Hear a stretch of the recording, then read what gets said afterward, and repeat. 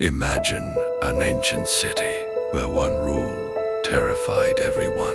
After sunset, mirrors were forbidden.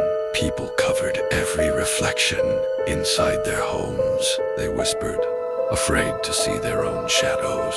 They evaluated mirrors, invited death. Anyone who broke the rule vanished.